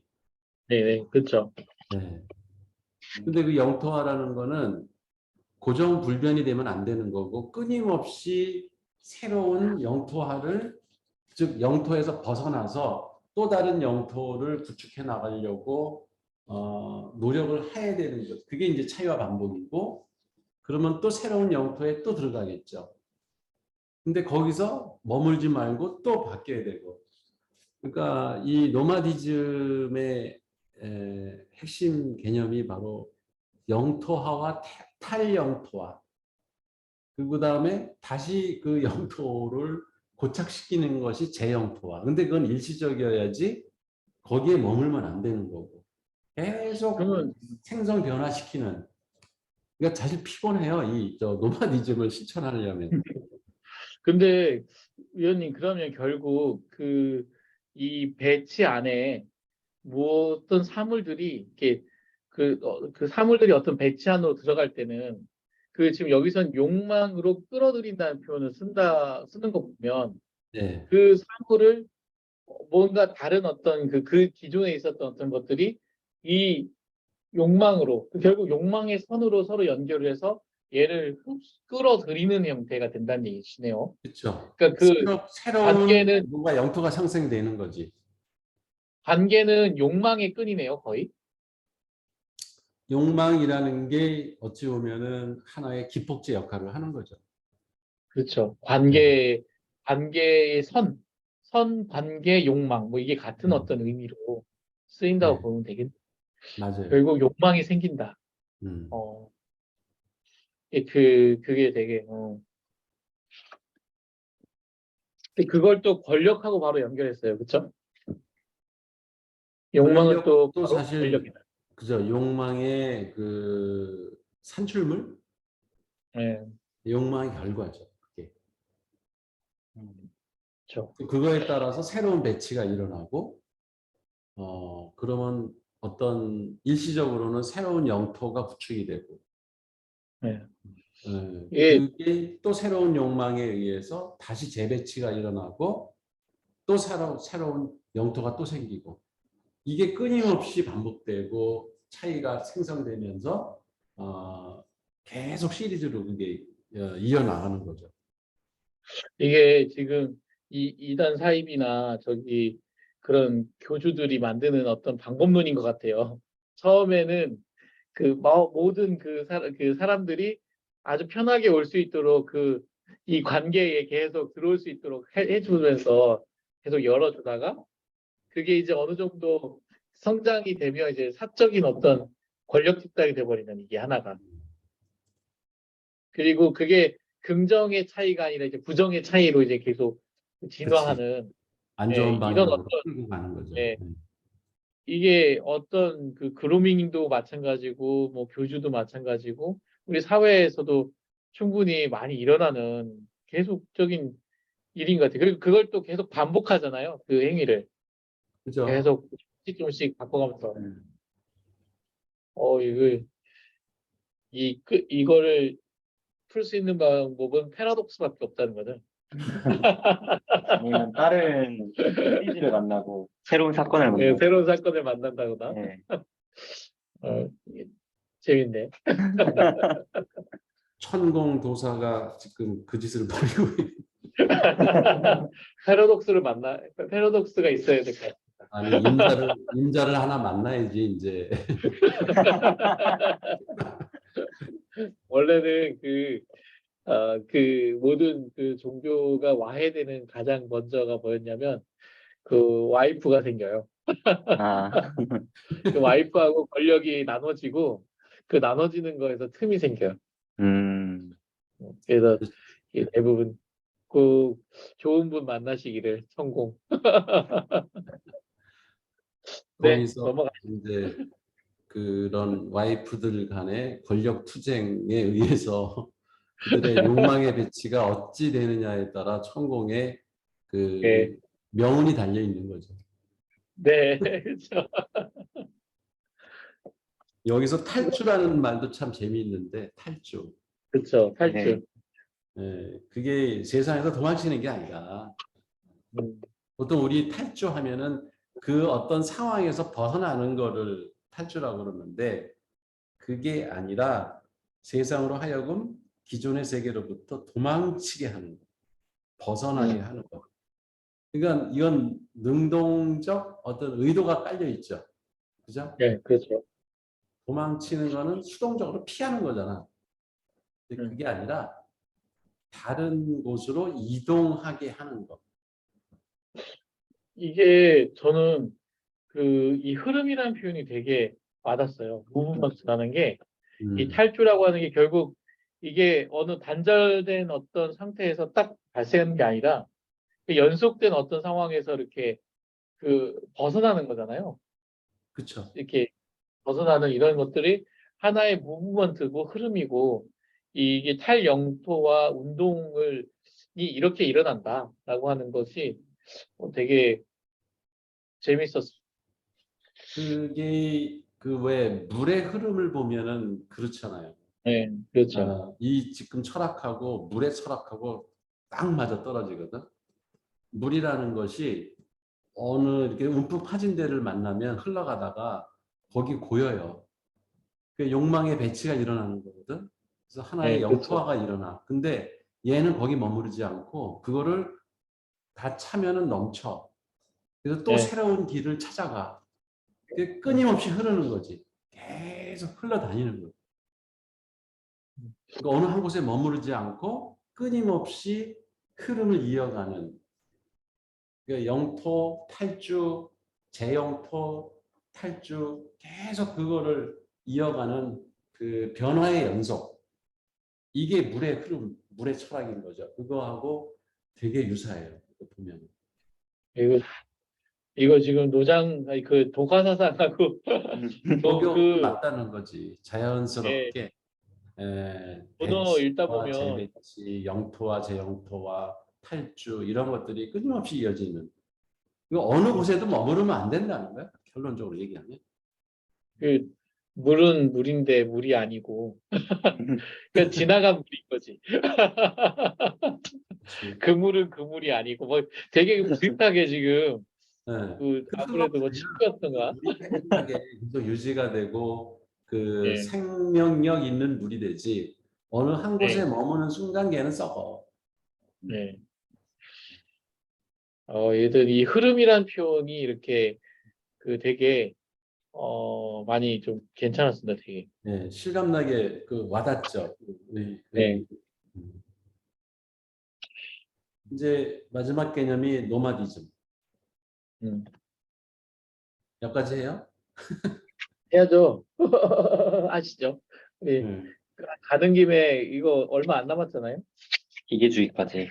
예, 이 노마디즘 이게 단어가 사실은 저기 내가 이 책을 노마디즘이라는 이진경 교수 책인데 엄청 두꺼워요. 이거를 백북스 그 50주년에 이진경 박사를 초청을 해서 노마디즘 책을 가지고 그때 북토크를 했거든요. 아, 책이 있어요? 책이 있어요. 노마디즘이라는 책이 엄청 두꺼워요. 그게 아, 블레이즈 철학을 이진경 교수가 엄청 풀어서 쓴 책이에요. 와, 네. 그 책을 봐야 되겠네요. 그래서. 엄청 두꺼워요. 그 아마 거의 1000페이지짜리 두 권인 것 같은데 사고 싶다. 그때부터 나는 이 노마디즘이라는 말에 홀딱 반해가지고 나는 그 노마디즘 그러니까 책 읽는 그러니까 노마디즘을 실천하는 사람을 노마드라고 그래. 노마드 사람. 네. 나는 책 읽는 노마드 이런 표현을 그때 썼어요. 그래가지고 그 한밭도서관에서 전국에 그 사람 책을 구했어 그때. 그러니까 책은 보통 종이로 된 책을 얘기하는데 예. 누가 그 아이디어를 낸 거야. 인간이 책 아니겠느냐. 인간의 음. 삶 자체가. 그러니 사람을 전국에서 이렇게 모집을 해가지고 사람 책 할 사람 이래가지고 그 응모를 했어요. 그래가지고 10사람을 뽑아가지고 그 사람을 빌리는 대출 서적 목록에다 10명을 갖다 쫙 늘어놓는 거야. 그러면은 이 사람을 읽고 싶은 사람 신청을 받아요. 그래서 저기 대전시 저기 하늘광장 네. 거기에서 테이블 10개를 놓고 사람 책을 10명을 앉혀놔. 그러면 그 대출하고 싶은 사람이 그 사람 앞에 가서 앉아서 책을 읽는 거예요. 즉 대화를 하는 거지. 네, 그런 행사를 했었어요. 그때 내가 내 책 제목을 정해야 되잖아. 나도 책이니까 그때는. 네. 그래서 나는 노마드다. 아, 그런 걸 어, 항상 한 적이 있었어요. 위원님 이거는 다음 주에 하시죠. 이렇게 짧게 넘어갈 게 아닌 것 같습니다. 네. 근데 그, 그 책 되게 궁금하네요. 노마디즘. 그러니까 나는 어느 한 곳에 머무르지 않고 끊임없이 어디에 가는 순간 또 떠날 준비를 한다. 그래서 그러니까 책을 읽을 때 어떤 사람은 역사책만 읽는 사람이 있고 어떤 사람은 철학책만 읽고 어떤 사람은 뭐 과학책만 읽고 이렇게 특정 분야의 그게 하나의 영토잖아요. 거기에 네, 들어가서 자기의 세계를 구축하려고 그 책을 막 읽는다고. 그러니까 이런 식으로 독서하는 사람들은 많은데 이건 뭐 철학도 읽다가 무슨 예술도 읽다가 종교도 읽다가 무슨 과학도 읽다가 그냥 소설도 여기저기 막 돌아다니는 거예요. 끊임없이. 이게 독서 노마드 아니겠느냐. 이제 그런 맞네요. 생각으로 근데 사실 이게 의도해서 된 게 아니고 이게 독서 클럽을 운영하다 보니까는 별놈의 책이 다 들어오는 거야. 그러니까 노마드가 안 될 수가 없었죠. 네. 근데 그게 생각의 지평을 넓혀주는 아주 좋은 계기였던 것. 네. 네, 이게 위원님, 그, 노바드에 그러면 들레즈 철학이 잘 녹아져 있나요? 그쵸. 네. 그렇잖아. 끊임없이 변하는 나를 즐기는 네. 거죠. 네. 어느 한 음, 곳에 생각이 머무르지 않고 어제는 이랬다가 오늘은 다른 생각으로 또 넘어가고 그 자체를 혼란이나 불안의 그 근원으로 삼는 게 아니라 그 자체를 즐기면서 생각의 자유, 사유의 자유를 누리는 이게 참 세상을 멋있게 살게 하는 방법이다. 이런 생각이 그때 든 거죠. 근데 위원님, 그, 지금 노마디즘이라고 하는 거는 너무, 약간, 너무 그, 뭐라 그러나, 레드 오션? 이게 단어인 것처럼 네. 이미 사람들이 많이 쓰고 있는, 그리고 뭔가 그것을 표방하고 있는 것 같은 그런 단어가 정확한 되었 의미를 잘 몰라요. 한번 대화를 해보면 네, 당신이 노마디즘을 실천하고 있다. 당신은 노마드라고 하는데 이렇게 대화를 해보면 이렇게 고여 있는. 그러니까 유목민이 예를 들어서 어디 여기 책에도 나오지만 어떤 특정 장소에서 더 이상 먹고 살 길이 없어서 떠나는 유목민이 있죠. 그거는 네, 유목민이. 그렇죠. 이주민, 이주민. 그러니까 먹을 것이 고갈돼서 떠나는 게 유목민이 아니고 어느 한 장소에 그 의도적으로 자기가 가고 싶은 새로운 영역에 가서 거기 잠시 그 체제를 구축하기도 하고 그 안에서 새로운 세계를 구축을 해요. 근데 그게 거기 계속 머무르려고 그러는 게 아니라 떠날 준비를 하기 위해서 그 다음 단계로 가기 위해서 여기서 임시 영토화를 하는 것 뿐이지 거기서 계속 머무르려고 있는 게 아니다. 그러니까 어느 한 장소에 옮겨가가지고 텐트를 치고 살다가 거기 더 이상 먹을 게 없어서 다른 곳으로 떠나는 거는 그건 노마드가 아니다. 그러면 결국 내 자신, 아까 그 차이의 그 정의처럼 내 그렇죠. 자신의 계속적인 차이를 만들기 위해서 그렇지, 그렇지. 새로운 환경을 찾아서 예, 계속 그 도전하는 맞아요. 예, 그런 그러니까 내가 예를 자세를 들어서 철학이라고 하는 영토에 들어가서 거기에 매몰이 되고 철학이 진짜 학문의 최고야라고 거기에 묻혀 있으면 그건 노마드가 아닌 거죠. 철학 공부를 하는 이유는 또 다른 세계로 떠나기 위한 하나의 준비 과정. 근데 그냥 이렇게 스치고 여기 찍고 저기 찍고 점만 찍고 돌아다니는 식의 노마드는 그건 노마드가 아니라는 거지. 거기서 충분히 습득할 건 습득하고 이해할 부분은 이해하고 준비가 됐을 때 또 다른 세계로 떠날 준비를 하기 위해서 현재에 지금 머무는 것, 임시 이런 식의 사고가 노마디즘이다. 아, 근데 알게 모르게 둘레지의 그런 철학이 우리 삶에 많이 네. 들어와 있네요. 그렇죠. 뭐 그렇잖아. 사람의 그 삶의 그 방식이나 그 개인 철학이라는 게 꼭 철학책을 읽어서 되는 게 아니라 그냥 자연스럽게 자기가 그런 생각을 발전시키는 사람들도 많아요. 근데 철학자들은 그런 거를 체계적으로 정리해서 사람들한테 알려주는 역할. 예. 그렇지 이게 없던 거를 만들어내는 게 아니라는 거죠. 그렇죠. 다만 그걸 개념화시키는. 그래서 들레지가 그랬잖아요. 철학자는 새로운 개념을 만드는 사람.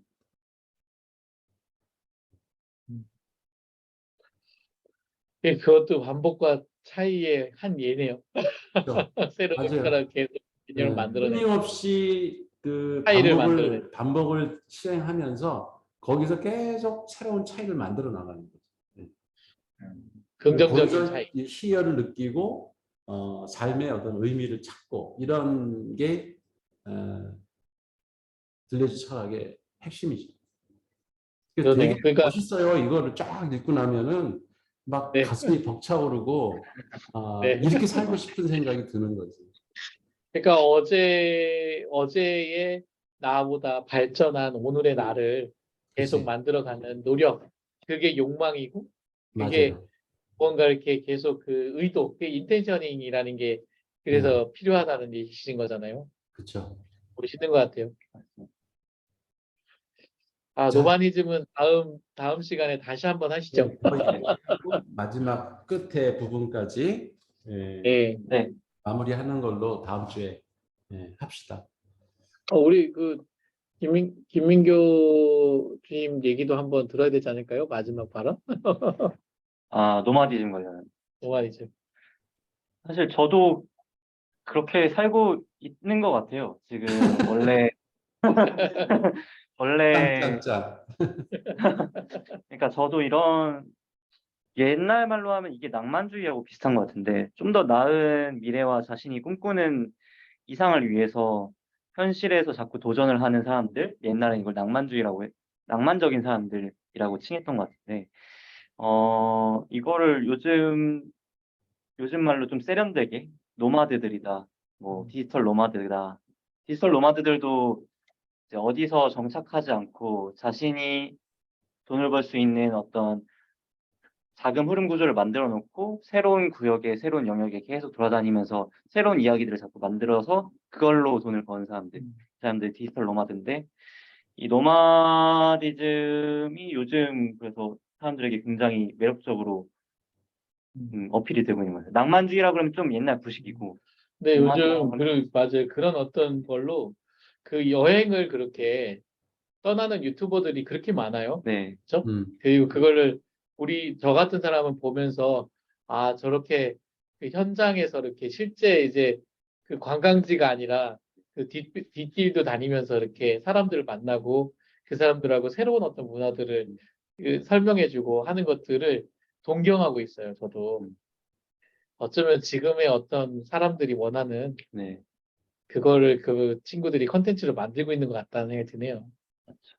그 낭만주의 얘기가 나왔으니까 왜 사람들이 그 낭만주의라는 말을 쓰기보다 현대에 와서 이제 노마디즘이라는 단어를 선호하냐면 사실은 그 낭만주의의 배경이 이게 이제 한 16세기 그때 그 미술 사조나 이런 게 이제 낭만주의라고 했고 그때 음악 사조나 뭐 문학이나 이런 게 낭만파 뭐 소설 뭐 이런 것들이 등장을 하고 근데 그게 이제 영어로는 로맨티시즘이에요. 로맨티시즘. 그 로맨티시즘이란 말을 일본 사람들이 낭만주의라고 해석을 했고 근데 로맨티시즘이 어원을 찾아보면 로마스러운 이런 뜻이에요. 그렇죠. 그렇잖아. ROMA, 로맨.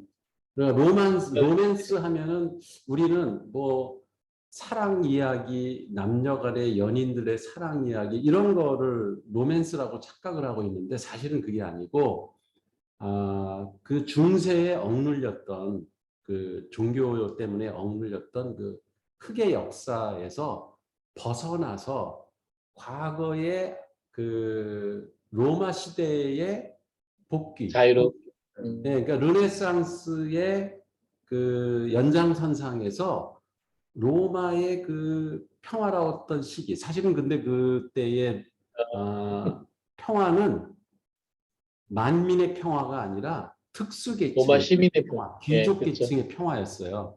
근데 그거를 희구하는 의미에서 낭만주의가 이제 다시 등장을 했기 때문에 우리가 낭만적이다라는 말이 사실은 로마적이다라는 말이에요.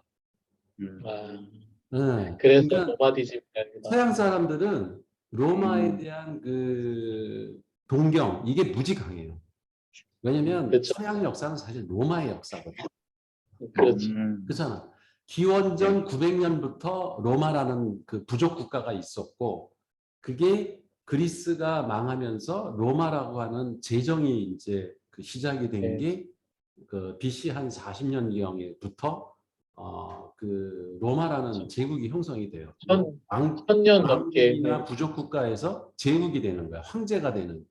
그러면서 그 서양 역사에서 1450년대 그때 망했잖아. 그 오스만 그렇죠. 투르크한테 이제 망하고 네. 또 로마라는 동로마. 국가가 사라지는데 생각해 보세요. 1450년이라는 그 AD 이후에도 존재를 했던 나라고 그 이전에도 거의 900년 가까이 존재했던 나라가 로마라는 나라. 그러니까 전부 합치면은 2500년 가까이 존재했던 나라예요, 서양에서. 그러니까 서양의 그렇죠. 역사는 로마의 역사라고 해도 과언이 아니에요. 그러다 보니까 사람들한테는 그게 마치 마음의 고향 이런 것처럼 돼 있어요. 그래서 로마를 희구하는 그런 세력들이 항상 존재했었고 그게 사실 낭만주의도 그 어원은 거기에 있었다는 거지. 물론 구시대 로마 국가를 뭐 희구한 건 아니지만 서양 사람들의 머릿속에는 로마라는 게 로맨스로 담아 있다고. 음. 그래서 현대 철학자들은 그 단어를 싫어하죠. 음. 어. 아, 그렇게 그랬었군요. 어. 우리 얘기할 때 뭐 낭만적이다 그러면 되게 뭔가 그 아름답고 막 자유롭고 그 사랑 푸샤시하고 예. 얘기가 막 넘치고 막 이런 것처럼 이렇게 이미지가 돼 있잖아. 그게 네. 서양 사람들이 만들어 놓은 하나의 이미지예요. 아. 그러니까 들레즈 이런 사람들은 그런 데서 벗어나자는 거야. 그것도 하나의 고정관념이거든. 어. 그리고 서양 우월주의, 백인 로마라는 국가의 그 장구한 역사, 그리고 서양의 역사의 흐름을 주도했던 국가, 이거라는 거를 내세우면 그거가 기준이 되고 그 로마와 관련이 없던 민족이나 국가, 그런 거는 다 미개족이 되는 거예요. 그렇죠. 거기서 탈피하자는 게 현대 철학자들의 음. 그게 그러네요. 무서워요. 그러니까 그 칸트나 이런 사람들이 위다라고 하는 게 그 이전에는 라틴어나 이런 그 그리스어 이런 걸로 된 문장만 그게 원문이고 권위가 있고 성경도 그렇게 써야지만 그게 진짜고 나머지는 다 가짜 번역본은. 근데 철학책을 독일어로 쓴 사람이거든. 그렇죠. 민족의 자존심을 갖고 쓴 거지. 그래서 더 평가를 받는 거예요. 그러니까 언어에 종속되지 않는 그런 새로운 시도 이런 거를 했던 사람들이 그 당시에는 엄청난 핍박을 받고 비난을 받았었어요. 근데 그게 이제 후대에 와서 이 사람들이 그 로마의 그늘에서 벗어나려고 했던 정말 용기 있는 학자라는 걸 인정을 해서 철학계에서도 우리가 철학의 아버지, 거장 이렇게 추앙을 하는 이유가 바로 그런 거죠. 그러니까 현대 철학자들은 그런 그 고답적인 어떤 기존의 틀에서 벗어나려고 이 아주 대표적인 게 이제 니체나 이런 들레즈, 뭐 라칸 이런 사람들이 다 기존의 전통의 그늘에서 벗어나려고 했었던 사람들이고, 근데 그게 수천 년을 이어왔기 때문에 사람들 머릿속에서 쉽게 사라지질 않아요. 그렇겠죠. 우리의 통념 속에도 그런 것들이 계속 숨어 있는 거예요. 곳곳에. 단어 하나하나에. 그러니까 철학 공부를 하면 그런 개념들에서 이렇게 하나하나 이렇게 벗어나오는 즐거움이 있고, 어, 음. 내 상상의 나래를 새로 펴고 나만의 새로운 세계를 이렇게 향해서 나갈 수 있는 노마드로서의 삶을 즐길 수 있는 그 자유를 얻는 게 사실은 공부하는 대가, 철학 공부를 하는 대가다. 나는 그렇게 생각해요. 그러네요. 우리 김규리 주인님 그 화면에 있나요? 못 여나 화면? 아니 같이 점심 먹으면서 얘기를 한번 해야 될 것 같아요. 그게 이 방에 들어온 건 대단한 용기거든. 새로운 영토에 들어와서. 김경진 얼굴 한번 봐요. 네, 아, 그럼 안 되겠네.